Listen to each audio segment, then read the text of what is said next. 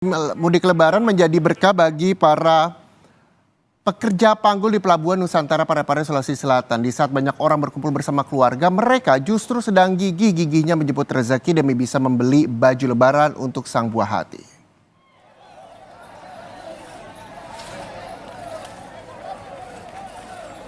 Setiap kapal yang merapat menumbuhkan asa di hati para tenaga kerja bongkar muat atau pekerja panggul di Pelabuhan Nusantara, Kota Parepare, Sulawesi Selatan.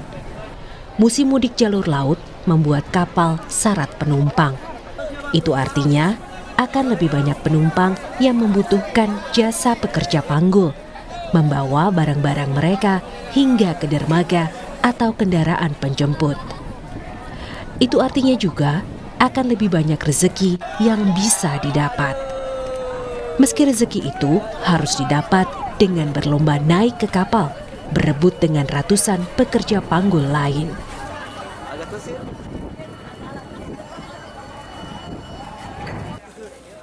Seberapapun berat dan banyaknya barang penumpang yang harus dibawa, tidak ada upah resmi untuk jasa pekerja panggul di pelabuhan ini.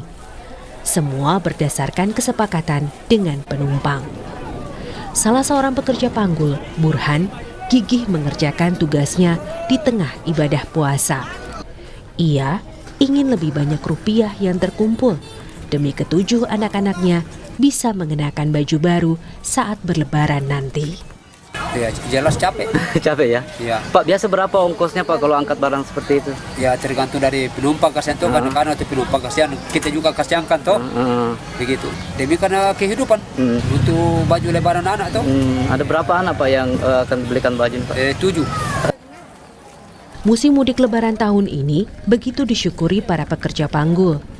2 lebaran sebelumnya tidak ada baju lebaran baru untuk anak-anak.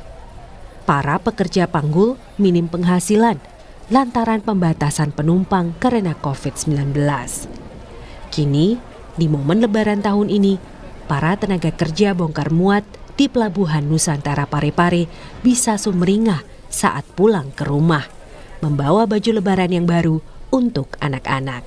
Sudin Samsudin, Kompas TV, Parepare, Sulawesi Selatan.